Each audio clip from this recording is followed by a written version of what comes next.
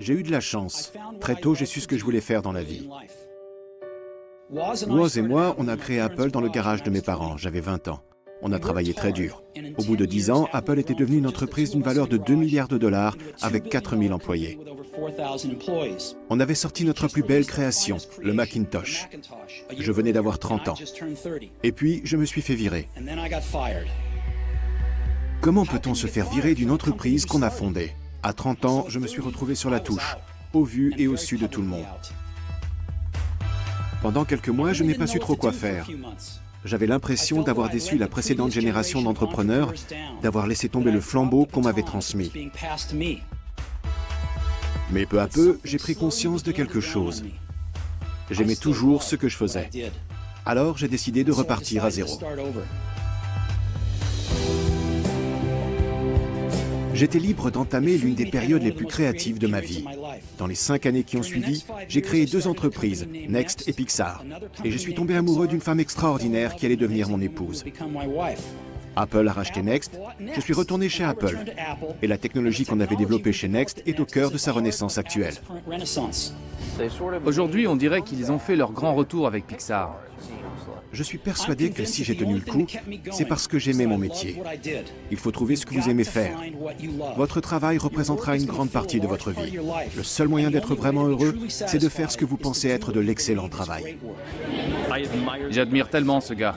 J'ai beaucoup d'affection pour lui en tant qu'être humain. Le seul moyen de bien travailler, c'est d'aimer ce que vous faites. Ce qui a rendu Apple incontournable, c'est notamment le fait que depuis le début, cette entreprise a été bâtie avec le cœur.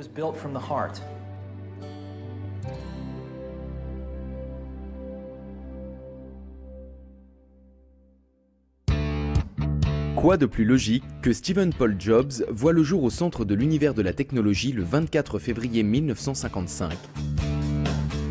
Ses parents biologiques, Johan Simpson et Abdul Fattah Jandali, le confient pour adoption à un couple aimant de la classe moyenne qui vit dans la région de la baie de San Francisco, Paul et Clara Jobs. La procédure d'adoption comporte une condition particulière. Plus tard, l'enfant devra aller à l'université et décrocher un diplôme. Steve grandit parmi les abricotiers de la Silicon Valley. Dans cette région de Californie, il n'est pas rare de voir les garages des ingénieurs regorgeant de toutes sortes d'appareils électroniques. Steve Jobs est fasciné par cet univers. En 1969, il fait la connaissance d'un petit génie de l'informatique qui partage son intérêt pour l'électronique, Steven Wozniak, communément surnommé Woz. Les 2 adolescents deviennent immédiatement amis. Ils ont une passion commune pour tout ce qui touche à la technologie.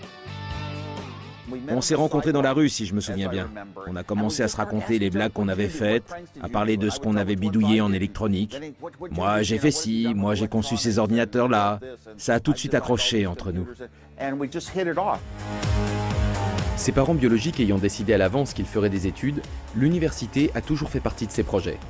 Une fois en âge d'aller à la faculté, Steve Jobs choisit l'université de Reeds dans l'Oregon. Ce sont des études qui coûtent cher. C'est pourquoi Steve n'y restera qu'un semestre. Mais il reste quand même encore présent sur le campus. Il assiste uniquement aux cours qui l'intéressent et pique sa curiosité. Sans domicile fixe ni chambre à la résidence universitaire, il passe de nombreuses nuits à dormir par terre chez des amis et ramène des canettes de soda et des bouteilles à la consigne pour gagner quelques dollars. Il prend ses repas au centre Hare Krishna. Il passe alors beaucoup de temps à étudier le mysticisme oriental et adopte d'étranges régimes alimentaires. Il jeûne ou ne se nourrit que de fruits. À 19 ans, il se rend même en Inde avec un ami en quête d'illumination spirituelle. Cette expérience le marquera à vie. Une fois de retour dans la Silicon Valley, Steve passe son temps avec Woz qui travaille sur une carte mère d'ordinateur. Ce dernier, qui est l'un des membres fondateurs du Homebrew Computer Club, voudrait bien concevoir son propre ordinateur.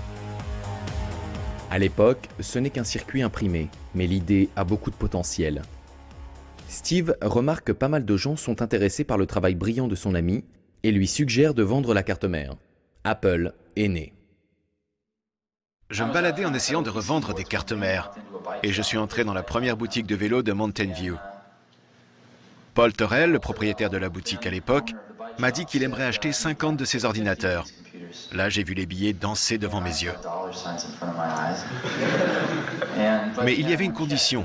Les ordinateurs devaient être montés et testés, prêts à être utilisés. C'était nouveau. On a passé 5 jours au téléphone pour convaincre les distributeurs locaux de nous donner pour 10 000 $ de pièces électroniques, sans garantie, simplement parce qu'on y croyait. On a obtenu les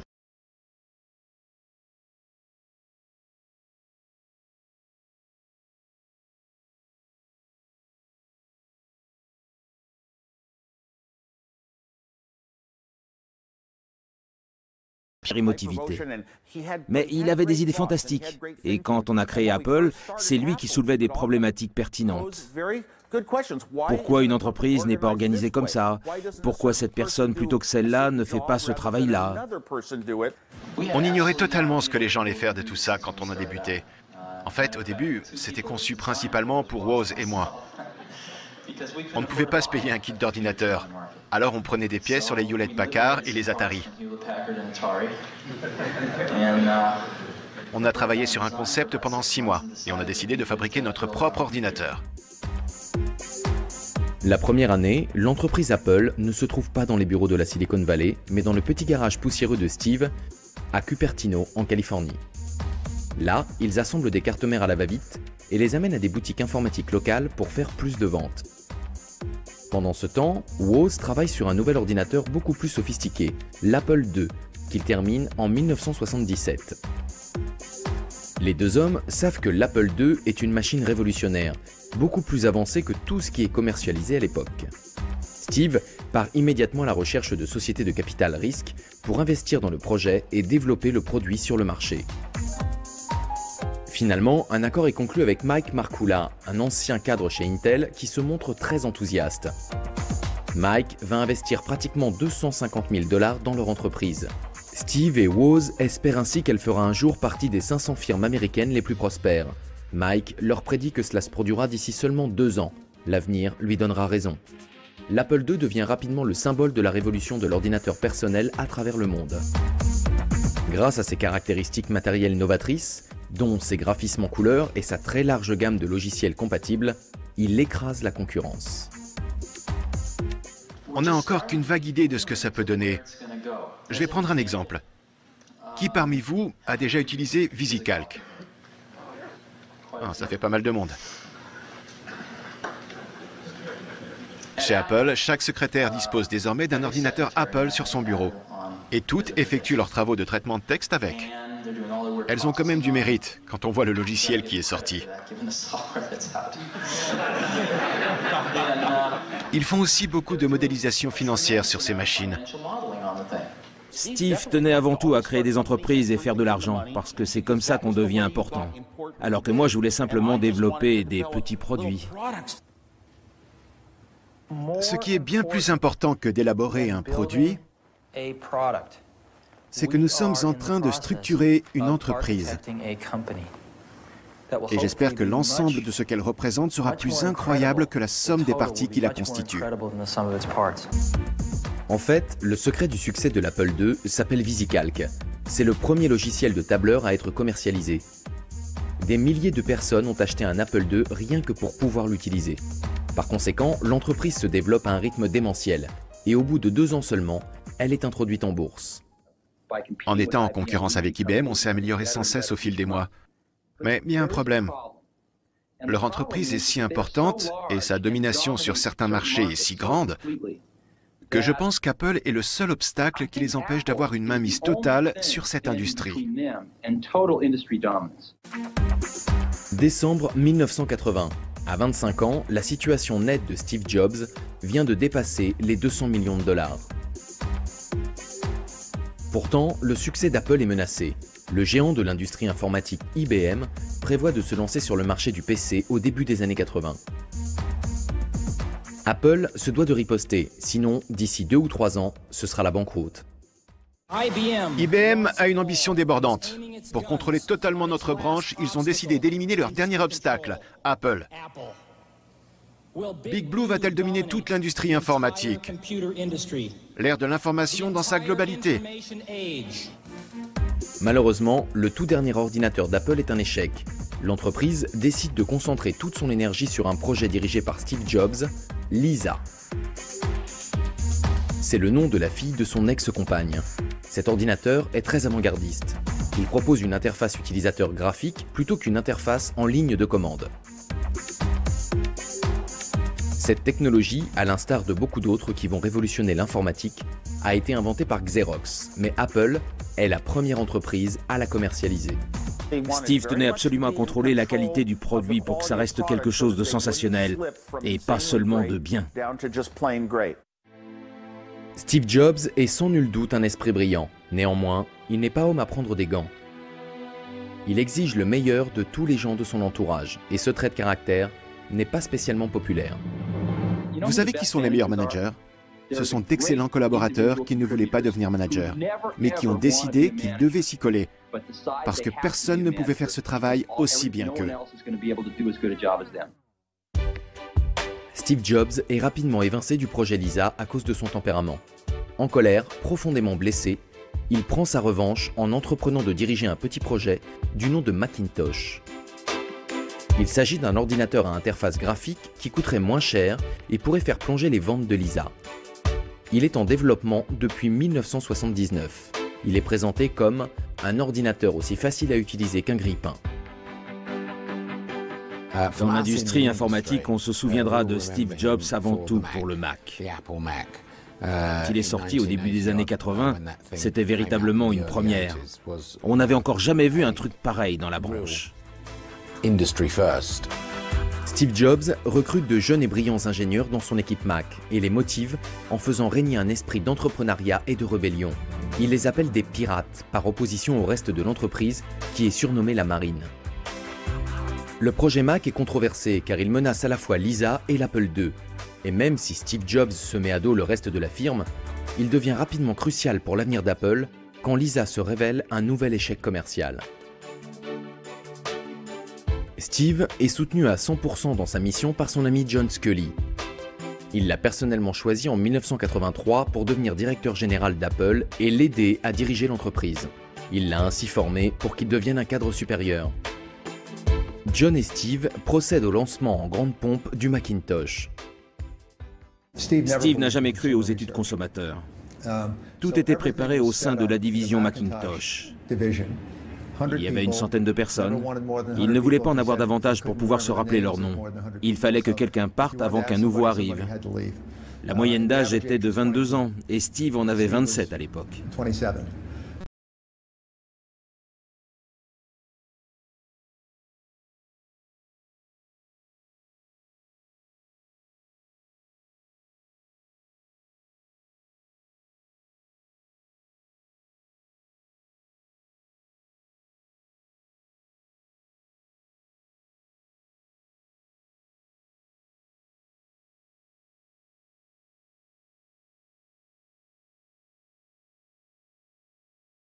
John Sculley. Finalement, John Sculley et le conseil d'administration décident de le décharger de ses fonctions dans l'entreprise. Il ne participe plus du tout aux activités de cette dernière.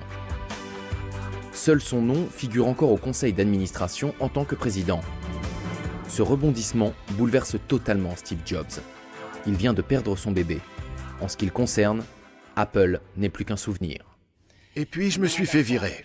Comment peut-on se faire virer d'une entreprise qu'on a fondée? Je n'ai pas vraiment eu besoin d'expliquer le concept de l'expérience utilisateur à Steve.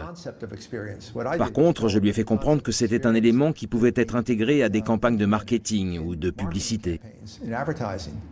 Mais il avait manifestement compris avant même qu'on se rencontre que l'expérience utilisateur était d'une importance fondamentale. C'est difficile de se retrouver sur la touche après avoir créé un produit révolutionnaire. Au début, Steve Jobs ne sait pas comment réagir.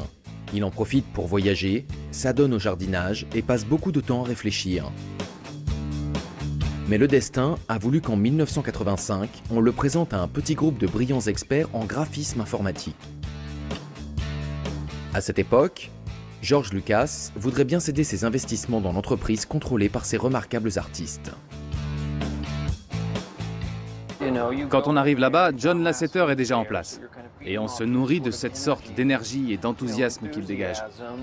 Il vous donne le contexte de la scène à jouer et vous n'avez plus qu'à vous lancer. George Lucas est connu pour sa saga épique de la guerre des étoiles. Steve Jobs rêve de réaliser des dessins animés grâce à un ordinateur. Ce projet lui correspond donc tout à fait. Il est novateur, original et il pourrait se révéler très lucratif. Steve Jobs fait un chèque de 10 millions de dollars et en 1986, Pixar voit le jour. Travailler avec Pixar, c'est vraiment une très bonne expérience.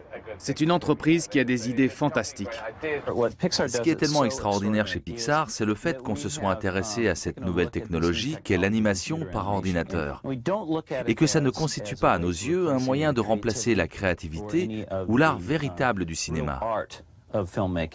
On considère plutôt ça comme de nouveaux crayons luxueux et très sophistiqués. Voilà ce que c'est pour nous. Des créatifs utilisent ces ordinateurs comme un artiste se servirait d'une feuille et d'un crayon chez Disney. Dans notre activité, on se concentre toujours sur ce qui est le plus important, c'est-à-dire l'histoire et les personnages. Je pense que si Toy Story est un tel succès, ce n'est pas parce que c'est un film d'animation réalisé par ordinateur, mais parce qu'il y a des personnages comme Buzz l'éclair et Woody, ainsi qu'une histoire qui a vraiment passionné le public. L'investissement dans Pixar était peut-être considérable, mais la passion de Steve Jobs est toujours de créer des ordinateurs d'exception. En septembre 1985, il annonce aux dirigeants d'Apple qu'il va prendre la tête d'une nouvelle société. J'ai eu une conversation absolument charmante avec des enfants de 4 à 5 ans. Ils en savent sûrement autant que moi sur les ordinateurs. Peut-être même plus. Ils savent très bien s'en servir. Ils sont totalement à l'aise avec tout ça. Ils m'ont battu pratiquement à tous les jeux. Ça a vraiment été une expérience sensationnelle. On aborde toujours toutes ces technologies nouvelles sur un plan verbal ou intellectuel. Mais là, j'ai eu la chance de voir concrètement une vingtaine d'élèves dialoguer de façon individuelle avec un ordinateur. Et j'ai repensé à mes années d'école, où rien de tout ça n'existait et où on passait notre temps à faire des bêtises. Pour la société Next, l'objectif est de créer un ordinateur sophistiqué pour des recherches scientifiques et d'enseignement supérieur. Steve Jobs ne va pas quitter Apple les mains vides. Quelques-uns des meilleurs ingénieurs et commerciaux de l'équipe Mac vont le suivre. La société Apple proteste et menace de le poursuivre en justice. C'est là que Steve quitte l'entreprise pour de bon. Écœuré, il revend pratiquement toutes ses actions. Là, ça passe ou ça casse. Tout va dépendre de notre capacité à fournir des produits destinés à l'éducation supérieure ainsi qu'aux services qui s'y rapportent et que personne d'autre ne peut offrir.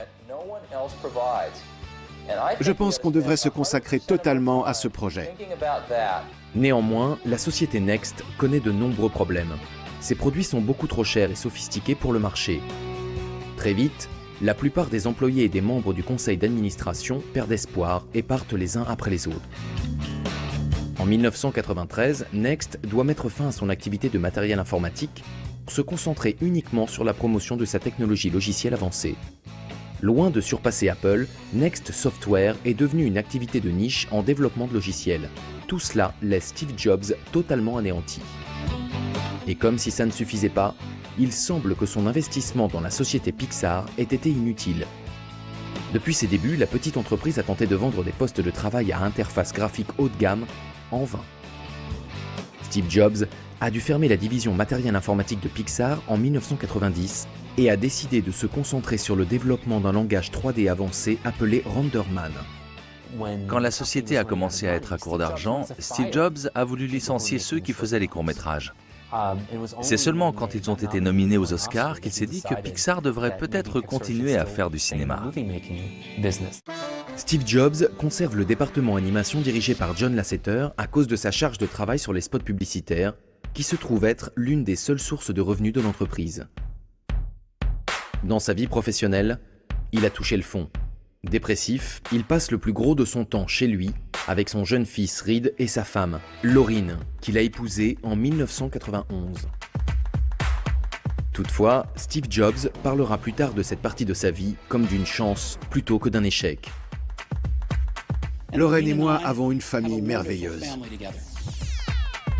Mais tout n'est pas perdu concernant Pixar. Même si Disney s'est retiré du projet à l'origine, Lasseter ne baisse pas les bras. Après que le scénario a été plusieurs fois remanié, le projet est présenté une nouvelle fois. Cette fois, Disney donne son feu vert à Pixar et la production de Toy Story reprend.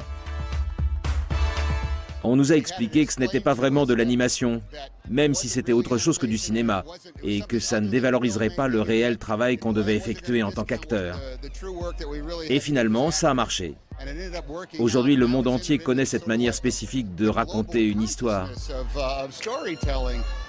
Pour réussir à faire partie de l'équipe, pour être le plus grand de la bande avec les bottes et le chapeau de cow-boy, il fallait être conscient qu'on avait une sorte d'étrange responsabilité sur le plan professionnel et social. Alors je me dis que j'ai de la chance qu'il m'ait choisi pour incarner Woody. La plupart des gamins américains se lèvent le samedi matin pour regarder les dessins animés. Ils comadent pendant 4 heures devant la télé. Mais les films d'animation, ce genre de choses, quand j'étais petit, ils n'en passaient plus. Ça avait pratiquement disparu du paysage. Aujourd'hui, on dirait qu'ils ont fait leur grand retour avec Pixar. L'animation, c'est totalement différent du tournage d'un film. Sur un tournage en direct, le réalisateur part d'un scénario. Il prépare la scène, se rend sur le plateau et la filme sous différents angles. Il couvre la scène 10 ou 20 fois. Il fait des gros plans, des plans larges, des plans à deux, etc. Puis il prend les images, se rend dans la salle de montage et là, il met le film en place. Il reconstitue le puzzle, il juxtapose les éléments, il effectue le montage. Après coup, il y a toujours la phase de post-production. Dans l'animation, la véritable production des images prend énormément de temps et coûte donc beaucoup d'argent. La sortie du film est prévue pour le jour de Thanksgiving en octobre 1995. Alors que la date approche, Steve Jobs prend conscience de l'incroyable pouvoir de la marque Disney. Il décide d'introduire en bourse la société Pixar la semaine suivant la sortie de Toy Story, afin de profiter du buzz médiatique autour du premier film d'animation réalisé sur ordinateur de l'histoire du cinéma. C'est un coup de maître. L'animation est quelque chose qui a une importance extraordinaire pour la société Walt Disney, et ce depuis le début. Pixar est l'entreprise la plus réputée en matière de réalisation de films d'animation. Le succès de Toy Story au box-office n'est surpassé que par celui des actions de Pixar à Wall Street. Steve Jobs, qui possède 80% de la société, voit sa situation nette s'élever à plus d'1,5 milliard de dollars. C'est 5 fois plus que ce qu'il a jamais gagné chez Apple dans les années 80. Le jeune entrepreneur est de retour sur le marché et il fait des vagues. Ce qui est le plus excitant dans le domaine des logiciels, c'est Internet. En partie parce que ça n'appartient à personne. C'est à libre disposition pour tout le monde, comme pour les débuts du PC. Et le taux d'innovation est très élevé. De son côté, la société Apple connaît de gros déboires. Depuis quelques années, l'ordinateur grand public est au creux de la vague. Avec la bande de Bill Gates, Microsoft grignote des parts de marché d'Apple. La situation est loin d'être encourageante. Après la sortie de Windows 95, le Mac, qui s'était avéré rentable mais n'a plus évolué depuis le départ de Steve Jobs il y a 10 ans, a commencé à perdre des parts de marché à une cadence alarmante. En 1996, le directeur général récemment nommé d'Apple, Gil Amelio, est à la recherche d'un nouveau logiciel pour remplacer le macOS obsolète. Après avoir bien réfléchi, il finit par choisir le système d'exploitation Next Step de Steve Jobs, persuadé que si quelqu'un peut redresser la situation, c'est bien lui. Je pense que l'idée au départ pour Apple, c'est qu'ils allaient utiliser Steve Jobs. Mais il faut vraiment être très naïf pour croire qu'on va être celui qui va réussir à profiter de Steve Jobs. Ce n'est pas comme ça que ça marche avec lui. Il faudrait être fou pour penser qu'on va pouvoir l'exploiter. Quand Steve est revenu, il savait exactement ce qu'il fallait faire. Il a annulé les contrats de licence et a fait en sorte que les choses redeviennent les mêmes qu'à l'époque où il dirigeait Apple. Bill Gates se sent immédiatement menacé et tente comme il peut de mettre un terme au projet. Il appelle Gil Amelio à plusieurs reprises, mais personne ne l'écoute. Apple rachète Next pour 300 millions d'euros. Steve Jobs fait son retour, accueilli à bras ouverts par l'entreprise qui l'a mis à la porte 10 ans plus tôt, même si son titre officiel reste conseiller officieux du directeur général. Mais quand Gil Amelio annonce des pertes de 700 millions de dollars pour Apple au premier trimestre 1997, le conseil d'administration décide qu'il est temps de se séparer de ce directeur incompétent. Après un coup d'État sur le conseil d'administration, Steve Jobs est nommé directeur par intérim d'Apple en juillet 1997. Il commence immédiatement à passer en revue tous les projets de l'entreprise. De plusieurs centaines, il les réduit à seulement une douzaine. Grâce à Steve Jobs, Apple redevient vite une société digne de confiance. Elle lance une campagne marketing révolutionnaire autour d'un nouveau slogan, Think Different. L'idée étant qu'une personne qui achète un ordinateur Apple est un penseur visionnaire qui peut changer le monde. Tandis que la marque s'impose sur le marché, la société lance rapidement une série de nouveaux produits, parmi lesquels le Power Mac G3 et le PowerBook. Non seulement ces appareils sont puissants, mais ils révolutionnent l'univers du montage dans le cinéma et la télévision en ajoutant Final Cut Pro dans les logiciels. Il sera désormais plus facile de faire des films. 6 mois seulement après son retour, Steve Jobs a permis à l'entreprise de sortir du rouge. Mais il va encore s'écouler quelques temps avant qu'Apple ne domine le marché. Quand on est producteur et qu'on est en voyage, on veut pouvoir faire ce qu'on a à faire simplement, sans devoir télécharger de programmes et ainsi de suite. Il faut aussi pouvoir travailler sans faire planter tout le système de montage. Le logiciel Final Cut nous facilite vraiment les choses. Tout se passe de façon beaucoup plus fluide quand il s'agit de réorganiser les prises de vue et de monter le programme. Maintenant, l'heure est venue de s'attaquer aux ordinateurs personnels. Le nouveau système affiche un look spectaculaire et inédit, et sa simplicité est telle que même un enfant saurait s'en servir. Voici l'iMac. Sorti en mai 1998, c'est le premier produit Apple réellement novateur depuis le premier Macintosh en 1984. L'incroyable design translucide de l'iMac impressionne toute l'industrie du PC qui n'avait produit durant la décennie précédente que des unités noires ou beiges munies de cordons électriques. Vous savez, les choses que j'ai accomplies dans ma vie, comme ce qu'on fait aujourd'hui chez Pixar, c'est du travail. Du travail d'équipe. On ne fait pas ça tout seul. Il faut avoir une équipe extraordinaire à ses côtés. C'est comme si on essayait d'escalader une montagne avec d'autres personnes. Il y a beaucoup de choses à amener au sommet et on ne peut pas y arriver tout seul.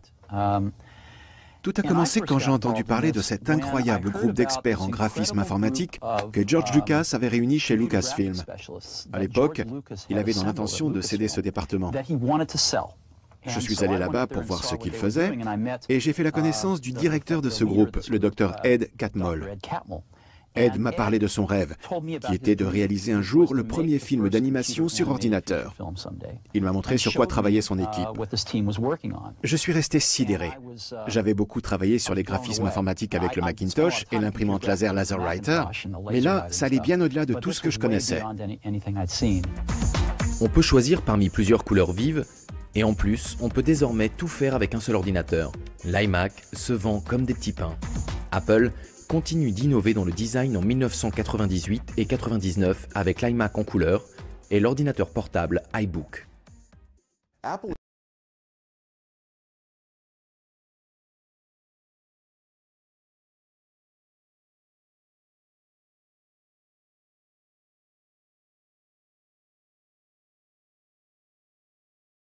Le directeur général d'Apple à plein temps en janvier 2000, Steve Jobs devient le premier individu à jamais avoir été simultanément directeur général de 2 entreprises cotées en bourse. Avec toutes ces innovations, la raison principale du retour de Steve Jobs chez Apple ne s'est pas encore concrétisée. Après tout, son objectif consiste à équiper le système d'exploitation Mac de la technologie logicielle de Next. C'est finalement chose faite au début de l'année 2001 avec la sortie de la première version du système d'exploitation révolutionnaire d'Apple, Mac OS X. Mac OS X est en réalité le système d'exploitation Next Step avec une façade de Mac. Néanmoins, il va devenir un atout essentiel avec le développement par la société de plusieurs applications d'avant-garde faisant partie de la stratégie de plateforme numérique. Cette stratégie est une vision de l'avenir de l'ordinateur personnel. Actuellement, on est un peu limité dans le type de produit qu'on peut définir. Téléphone portable, tablette, ordinateur, où sont les possibilités d'expansion? Bien sûr, l'avenir, c'est les objets connectés, tels que des montres, des vêtements, des chaînes de télé Apple, des voitures. De nombreux analystes et experts se permettent d'affirmer que le PC finira par devenir une chose appartenant au passé. Avec la naissance d'Internet, nos ordinateurs personnels passeraient à l'arrière-plan. Toutefois, les dirigeants d'Apple croient plutôt qu'ils vont évoluer pour se transformer en plateforme ou centre numérique dans notre nouveau style de vie. L'ordinateur deviendrait simplement l'élément central de notre vie quotidienne, aux côtés d'appareils photo et caméras numériques, de lecteurs MP3, de smartphones et autres dispositifs. Ceci incite Apple à développer une série d'applications conçues pour gérer ce nouveau style de vie. Le principe d'une application, c'est d'être utile, non? On aurait pu simplement en créer une pour notre revue, pour feuilleter la version numérisée. Mais je pense que ce qu'on veut dans une application, c'est de l'interactivité, obtenir une fonction dont on a besoin. Par exemple, un banquier qui est en déplacement professionnel et qui ne sait pas quoi faire de sa soirée peut appuyer sur un bouton et trouver de quoi s'amuser. Il fait référence à un terme associé à des programmes ordinaires du quotidien qui nous aident à gérer notre vie, les applis. Les iApps, qui sont uniquement compatibles avec les systèmes Apple, font leur apparition sur le marché. iMovie, iTunes, iDVD, iPhoto, iCal et iSync, GarageBand et enfin iWeb. Si on revient au premier Mac en 1984, avec sa mémoire vive de 128 kg, il y avait 400 sous-routines exécutées depuis cette dernière. Seules ces sous-routines permettaient de créer une application, et fatalement, toutes les applications finissaient par se ressembler. C'était toujours les mêmes boîtes de dialogue, les mêmes menus déroulants, même police. Maintenant, regardez le système d'exploitation mobile Android aujourd'hui, et les applications qui sortent sur Android. Certaines applications utilisent une convention et certaines en utilisent une autre. Android est-il un bon produit? Mieux que ça, c'est un produit fantastique. Mais il n'a pas la même discipline et la même rigueur qu'un produit Apple conçu par Steve Jobs. Les iApps sont une manœuvre stratégique dans le plan global d'Apple visant à gagner des parts de marché sur le PC. En effet, il n'existe pas de solution équivalente sur la plateforme Windows. Ça marche, tout simplement. On allume l'ordinateur et voilà, ça marche. Contrairement au PC où il faut télécharger des antivirus, des applications, des mises à jour, chaque fois qu'on le met en route. Le Macintosh, on l'allume et tout est prêt. Il n'y a plus qu'à travailler. N'importe qui peut s'en servir à n'importe quel âge. Il suffit de le mettre en route et en quelques minutes, on peut être productif. Malheureusement, le montage vidéo sur ordinateur ne devient pas aussi populaire que Steve Jobs l'avait prévu. Il tourne alors son attention vers la musique numérique. Ce projet très en vogue a été lancé par Napster, et Apple tient avant tout à se mettre à la page. À sa sortie, l'iPod écrase la concurrence. Il est simple d'aspect, il a un look unique et surtout, il est tout fin et très facile à utiliser. Dès le départ, il est numéro 1 des ventes. Pour la première fois, ce n'est pas pour l'informatique personnelle que les gens achètent un Mac, mais pour avoir le minuscule lecteur MP3 qui rentre dans la poche. Apple profite de ce succès d'abord en rendant compatible le lecteur Windows, puis en persuadant les maisons de disques de vendre leurs chansons sur iTunes. Quand arrive l'année 2006, iTunes et l'iPod sont devenus les leaders incontestés de la nouvelle ère de la musique numérique. Cette même année, une étape importante est franchie quand les revenus d'Apple provenant de la vente d'iPod atteignent le niveau de ceux provenant de la vente d'ordinateurs. Pour la première fois dans l'histoire, l'entreprise créée dans la petite ville de Cupertino en Californie a quitté ses marchés de niche pour devenir un acteur aussi influent dans l'électronique grand public que Microsoft dans le domaine du PC, avec une part de marché de 75%. L'année 2006 sera cruciale pour Apple à 3 points de vue. Premièrement, il y a le succès du Mac. Les ventes décollent enfin et après plusieurs années de lutte pour regagner des parts de marché, le taux de croissance du Mac dépasse celui du PC. Plusieurs facteurs expliquent ce changement historique. Pour commencer, évidemment, le succès de l'iPod et les répercussions positives sur la marque Apple. Puis, il y a eu le passage au processeur Intel qui a rendu les Mac plus rapides et moins chers. De plus, pour ceux qui regrettent leur PC avec Windows, pas de problème. Désormais, le Mac peut aussi tourner sous ce système d'exploitation. En regardant la vue d'ensemble, ça aurait été dommage de perdre la guerre, parce qu'on a remporté quelques belles batailles. J'ai l'impression que moi et quelques autres sommes trop concentrés sur les petites batailles. On perd la guerre de vue, et la guerre, c'est la survie. Ça consiste à ne pas se retrouver à court d'argent tant que le produit n'est pas sur le marché. Le progrès le plus important voit le jour en janvier 2007. Le téléphone portable a beaucoup évolué ces dernières années. D'un pavé de la taille d'une brique, on est passé à de tout petits portables à clapet qui tiennent dans un sac à main ou un porte-document. Quand Steve Jobs présente l'iPhone lors du salon Macworld, c'est incontestablement le dernier cri des produits Apple. Ce n'est pas un simple téléphone portable. La partie matérielle de l'iPhone tourne sous le système d'exploitation complet d'Apple OS X. En outre, sa technologie multitouch et ses fonctions de navigation sur Internet et de lecteur MP3 associées à une interface très simple d'utilisation en font un smartphone qui a des années-lumière d'avance sur la concurrence. Son arrivée sur le marché bouleverse totalement l'industrie du téléphone. Et ce, jusqu'à l'accord exclusif passé par Apple avec le fournisseur AT&T pour des souscriptions d'abonnement. 3 ans après son lancement, l'iPhone sera entré dans l'histoire comme le tout premier appareil de convergence numérique. C'est comme si on avait à la fois un ordinateur, un iPod et un portable dans sa poche. C'est encore une preuve flagrante qu'Apple délaisse ses activités liées à l'informatique personnelle. Steve Jobs annonce le changement définitif du nom de l'entreprise, Apple Computer Inc., qui va devenir Apple Inc. Ce qui est bien plus important que d'élaborer un produit,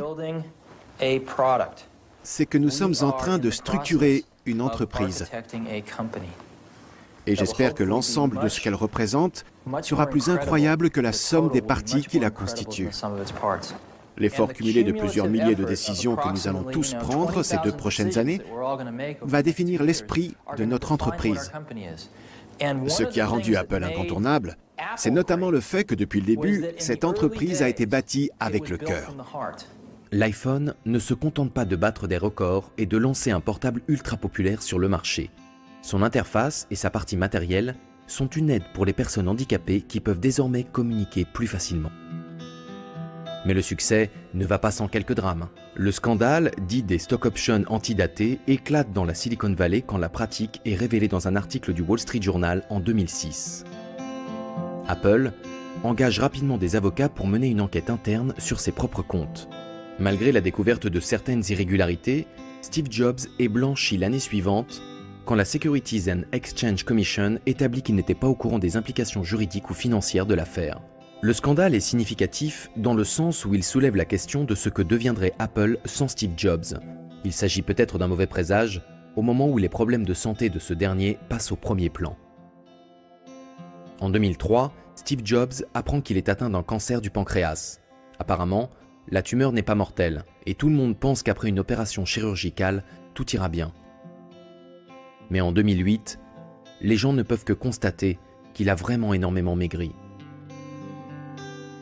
Même s'il nie avoir un problème grave, Apple annonce à un public très surpris que son directeur général ne prendra pas la parole pour la keynote de ce qui sera le dernier salon Macworld en 2009.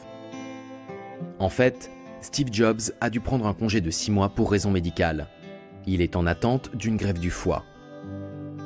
La nouvelle de son cancer provoque de nombreux débats sur la nécessité de transparence d'une société anonyme concernant la santé de son directeur général, plus particulièrement quand ce dernier est aussi important pour sa valeur marchande que Steve Jobs l'est pour Apple. Après avoir subi une greffe du foie, Steve Jobs est en rémission. En 2010, il fait un retour très actif en tant que directeur général. En nette contradiction avec l'année précédente, il prend la parole lors de plusieurs conventions Apple et surprend à plusieurs reprises la planète avec des produits incroyablement novateurs. Voici à quoi ça ressemble. C'est très fin. Simplement comme ça. Le monde de l'informatique envisageait depuis longtemps de produire une tablette. Naturellement, la première à sortir est celle d'Apple. Le lancement de l'iPad provoque des scènes d'hystérie collective. Le public trépigne et les files d'attente s'allongent. Tout comme pour ses prédécesseurs, l'iPod et l'iPhone, tout le monde veut en avoir un. Lors de la conférence D8, All Things Digital, qui a eu lieu en juin 2010, Steve Jobs affirme clairement que selon lui, l'iPad a lancé l'ère de l'après-PC et que les ordinateurs personnels connaîtront bientôt le même sort que les camions, représentant une partie marginale du marché, ici dominée par les tablettes. Si cette prédiction se réalise, cet homme, Steve Jobs, aura joué un rôle crucial à la fois dans la création et la disparition de l'industrie de l'informatique personnelle. Ce n'est pas un domaine où quelqu'un établit un principe qui va rester en vigueur pendant 200 ans. Ce n'est pas un domaine où quelqu'un peint un tableau que l'on va admirer pendant plusieurs siècles, ou bâtit une église dans laquelle on va s'émerveiller pendant les siècles à venir. C'est un domaine où l'on fait son travail en sachant que d'ici 10 ans, ce sera obsolète, et qu'on ne s'en servira plus dans 10 ou 20 ans.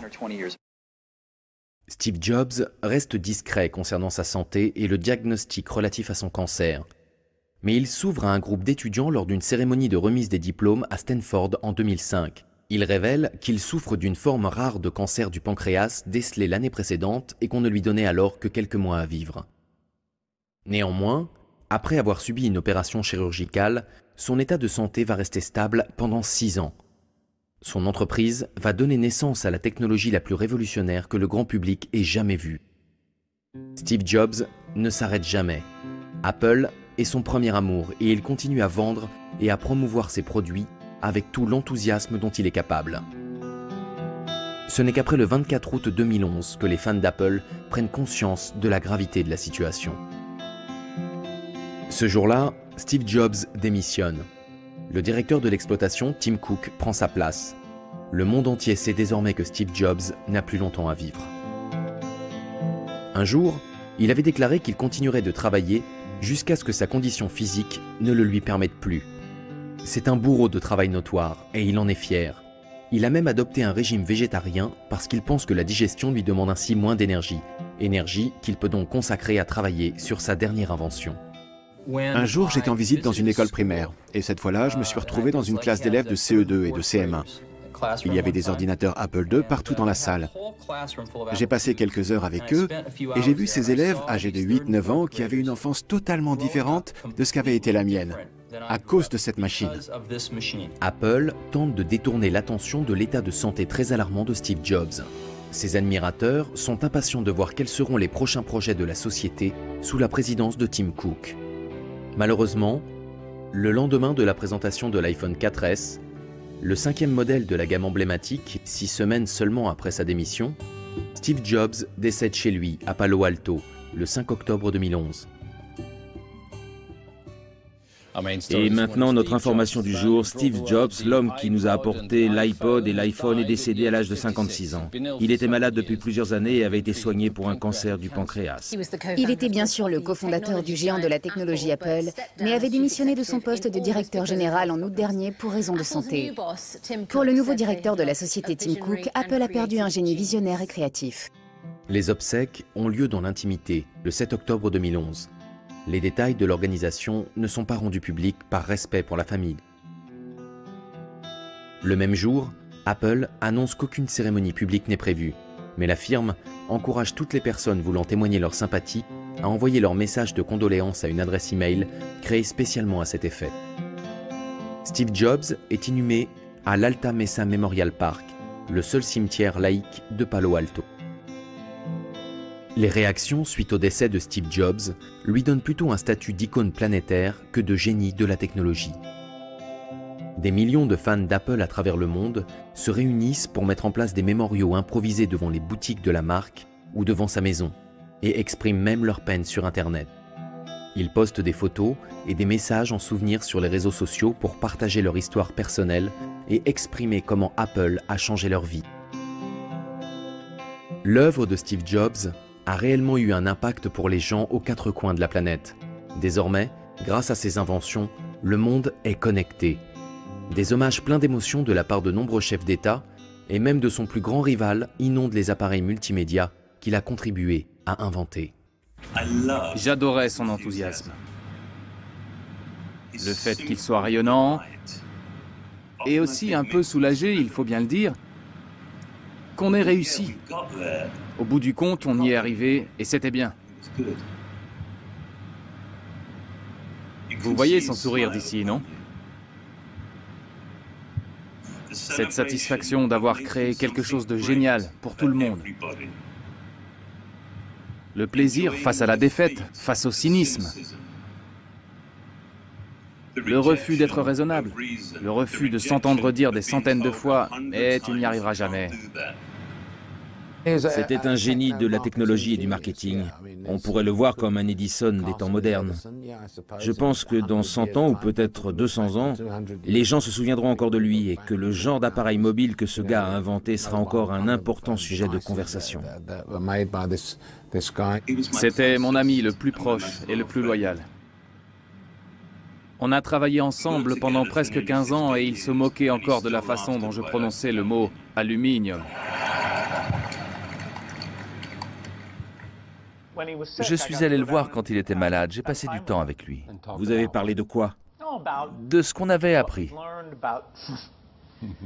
de nos familles, de la pluie et du beau temps. Avec le peu de formation qu'il avait dans la technologie, ça prouve bien que le design peut mener à tout. Il nous a apporté des produits sensationnels grâce à ça. Il savait très bien comment faire la promotion d'une marque. Il avait très bien compris ce qu'il fallait faire. C'était quelqu'un qui avait un sens inné du marketing, un don absolument incroyable. Pendant 2 semaines, on s'est tous demandé comment on allait te faire nos adieux.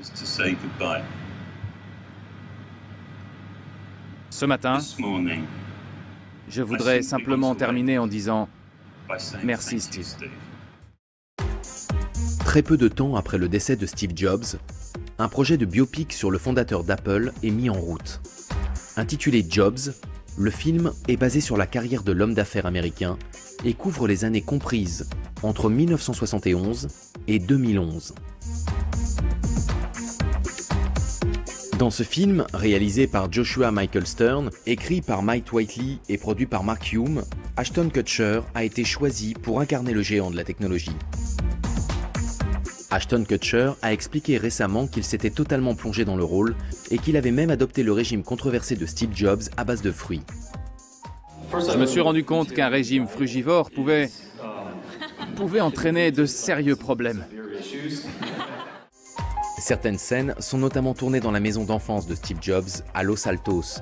Ashton Kutcher, féru de technologie, et l'autre acteur vedette Josh Gad, qui incarne Steve Wozniak, veulent s'assurer que le film soit fidèle à la réalité jusque dans les moindres détails. On l'a projeté à certains membres de l'équipe Macintosh des débuts. Et ils nous ont dit, là, ça ne s'est pas passé comme ça. Ça a dû se produire un bon millier de fois.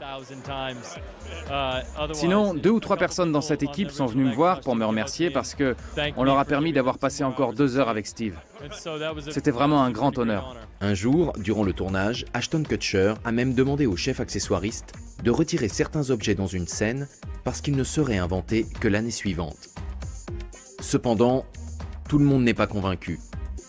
Certains pointent du doigt des incohérences majeures. Ce n'était pas un excellent film. J'espérais voir un film qui montre Steve Jobs, son intelligence, sa façon de trouver les idées, de débattre avec les gens, de prendre des décisions, et aussi son côté méchant, celui qu'on aime et qu'on déteste. Je voulais ressentir ces émotions. Et j'ai trouvé le film très plat, vraiment plat. Il manquait quelque chose, peut-être dans le jeu d'acteur, je ne sais pas. On retrouvait bien les petites manies de Steve Jobs, mais pas son esprit, sa manière de penser. Il y avait aussi beaucoup de scènes relatant des choses qui n'ont jamais eu lieu en réalité. Bon, les scènes romancées, ce n'est pas grave, on ne peut pas réinventer le passé et y être totalement fidèle. Vous n'avez pas aimé le personnage de Steve Jobs? Est-ce que les scènes veulent vraiment dire quelque chose? On voit tout le temps Steve Jobs comme cette espèce de gourou qui donne des ordres et dispense sa sagesse à tout le monde. Et généralement, surtout au début, c'était plutôt le contraire. Juste une petite chose, j'ai été très vexé qu'on me décrive comme le gars fan de musique pop et des Beatles alors que Steve était le mec branché fan de Dylan. Attendez un peu, j'avais tous les albums de Dylan et je n'avais pas d'album des Beatles. Toutes les scènes ayant trait à Apple et à l'informatique n'ont rien à voir avec la réalité. Quand j'ai quitté la boîte, ça ne s'est pas passé comme ça, comme ils l'ont montré dans le film, jouant sur la corde sensible.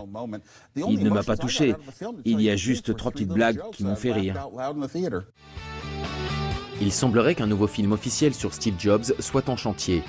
Il serait chapeauté par Aaron Sorkin, créateur de la série The Newsroom et basé sur la biographie officielle de Walter Isaacson. Cette biographie nous a permis de mieux connaître cet homme qui a inventé le système informatique le plus simple à utiliser au monde.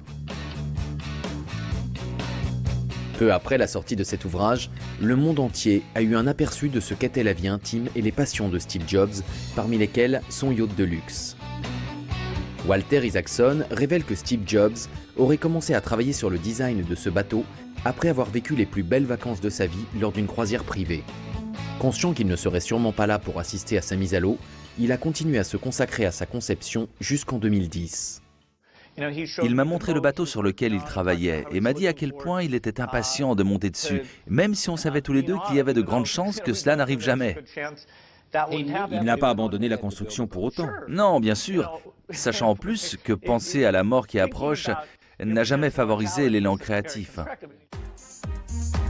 Steve Jobs a affirmé qu'il s'était beaucoup amusé pendant la conception du yacht.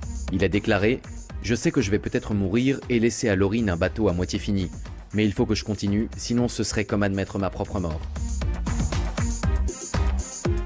Après son décès, le célèbre designer français Philippe Starck révèle qu'il travaillait sur le projet avec lui et sa femme Laurine depuis 2005 et qu'il rendait visite au couple une fois par mois pour étudier les différents plans. Il se contente de préciser, sans autre détail, que le projet, que les médias pensaient à tort être un produit Apple, serait assez révolutionnaire.